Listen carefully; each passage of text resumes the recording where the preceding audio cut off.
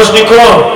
Seveda ta spektakl, ta tradicionalno kresovanje bomo prižgali kres, ampak tega ne moremo narediti, če se nam na odru ne pridružijo tisti, ki držijo za vas, ki ste pošteni, delovni Slovenke in Slovenci. Dajmo si sami sebi najprej zelo zaploskati.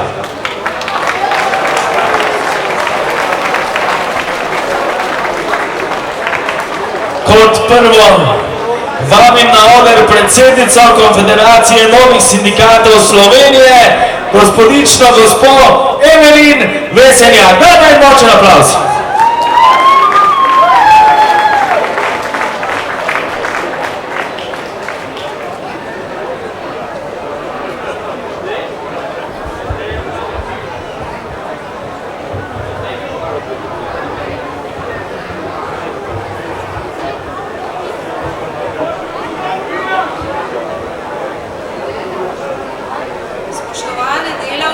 Spoštovani delavci, hvala. Štejem si v veliko čast, da vas smem kot prva izmed predstavnikov 4 reprezentativnih sindikalnih central, katere letos skupaj organiziramo prireditve na Rožniku, nagovoriti na tem tradicionalnem dogodku. Letos mineva natanko 130 let od krvavega dogodka v Chicagu, kjer so se delavci organizirali in demonstrirali za skrajšanje delovnega dne ter pravičnejše mezde pod geslom 3 osmic. 8 ur dela, 8 ur počitka in 8 ur zabave in kulture. Prav tako letos mineva 128 let, odkar je Ameriška federacija dela v St. Louisu razglasila 1. maj za delavski praznik. Leto kasneje pa ga je na svojem kongresu pod vodstvom Engelsa potrdila tudi druga internacionala in od takrat se tako na predvečer, kot tudi na sam 1. maj povsod odvijajo tradicionalna kresovanja in proslave v čast delavstvu.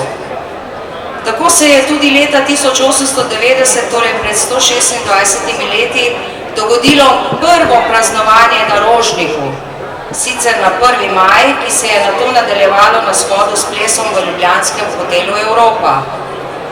1. maj je bil kot praznik uzakonjen šele leta 1893, a to dejstvo ni prepričevalo delavcem, da se vse od takrat ne bi organizirali in praznovali delavskega praznika na Rožniku.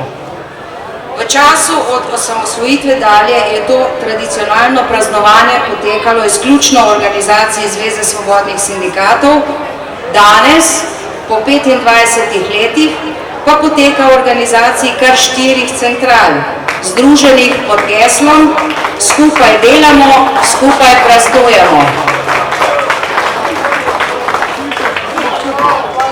Že v lanskem letu smo reprezentativne sindikalne centrale in konfederacije združile svoje moči, kar se nam je obrestovalo pri redefiniciji zakona o minimalni plači.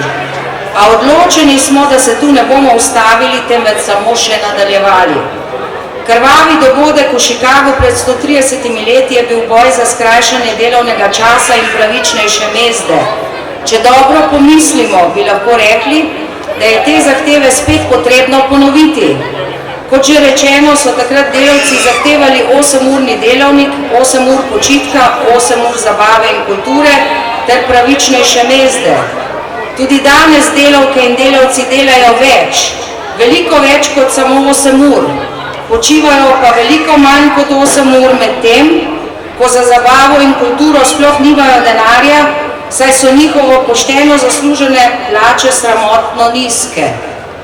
In medtem, ko druge evropske države, po katerih se naša vodilna elita tako rada zgleduje, skrajšujejo dnevni delovnik, izboljšujejo pogoje za delo, skrbijo za dobro počutje delavk in delavcev tako na njihovih delovnih mestih, kakor tudi doma, ker jim njihovo delo pošteno plačajo, nekateri naši delodajalci, ali bolje rečeno izkoriščevalci, podaljšujejo dnevno delovno obveznost na 10, 12 in tudi 16 ur.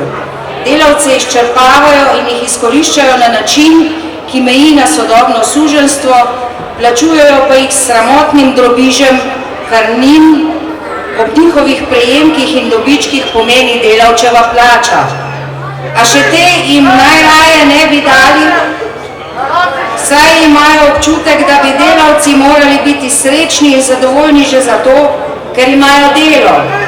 Predvsem smo za take delavce sindikati najbolj moteči člen in zato vedno, kadar sindikati opozorimo na takšne izkoriščanja in javno objavimo svoje zahteve ali kadar začnemo s kakšnim projektom, bodi si posamezno ali združeni skupaj v neki zahtevi, se v medijih pojavijo novice o sindikalnih visokih plačah, o sindikalnem nedelu, o sindikalni skrbi za lastne riti in podobno.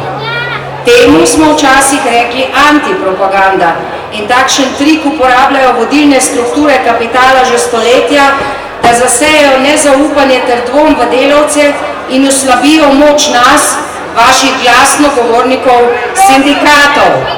Tako je tudi takrat, ko so bile zahteve po uzakonjenju delavskega praznika v času od leta 1886 pa vse do leta 1893, vodeča buržuazija preko svojih časopisov agitirala proti proslavljanju 1. maja, proti zbiranju delavstva, proti manifestacijam in demonstracijam, a jim ni uspelo. Poskrbimo, da jim tudi sedaj ne bo uspelo tako, da vsak od nas opravi svojo nalogo. Naloga nas, sindikatov, je znana.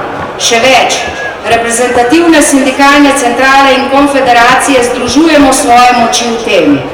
Vi, spoštovane delavke in spoštovani delavci, od vas pa pričakujemo samo podporo in da boste stopili ob nas, ko bomo svoje zahteve izrazili na nasprotni strani. Ne izneverimo se svojim kolegicam in kolegom v boju, ki teče že 130 let in v katerem so nekateri to plačali s krvjo, dosmrtnim zaporom ali tudi smrtjo.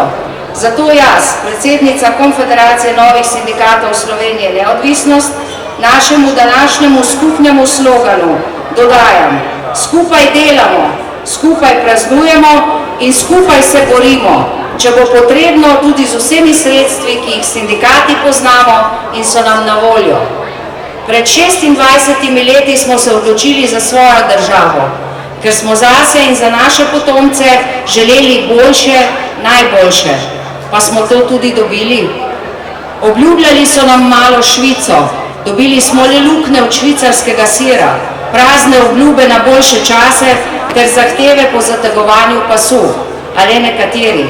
Za delavce nikoli ni čas, ne v času debelih, ne v času suhih krav, a čas je nastopil in sicer tisti čas, ko naj od tistega, kar pošteno in s trudom ustvarjajo slovenske delavke in delavci, tudi sami poberejo sadove in ne le olupkov. Zato se vam na tem mestu zahvaljujem za vašo dosedanjo podporo z upanjem, da nam jo boste dajali še naprej. Samo tako bomo namreč dosegli zastavljene cilje in izpolnili nalogo, ki ste nam jo dali. Naj ob koncu še dodam: živele delavke, živeli delavci, živelo delavsko gibanje ter živela 1. in 2. maj, delavska praznika. Tudi 2. maja vam ne damo, čeprav že dolgo stegujete svoje prste po njem. Hvala.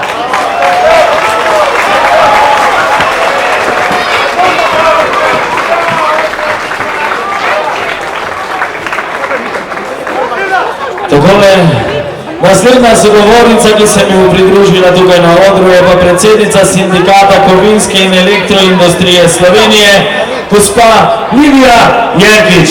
En aplauz, prosim.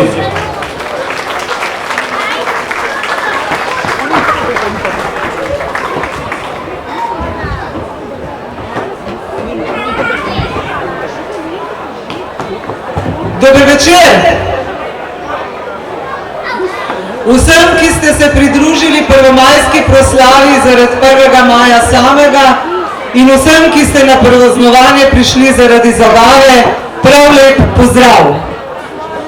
1. maj bo jutri in danes že ves večer poslušamo vprašanja, ali ima 1. maj še svoj smisel, ali je praznovanje 1. maja še tisto, kar je bilo.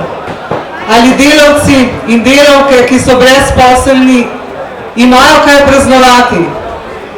Seveda, pozabljamo, zakaj tradicionalno je praznovanje 1. maja. 1. maj nikoli, pravzaprav v zgodovini, ni bil praznovanje zmag dela. 1. maj nikoli ni pomenil proslavljanja dviga plač, novih zaposlitev, novih delovnih mest, enakosti.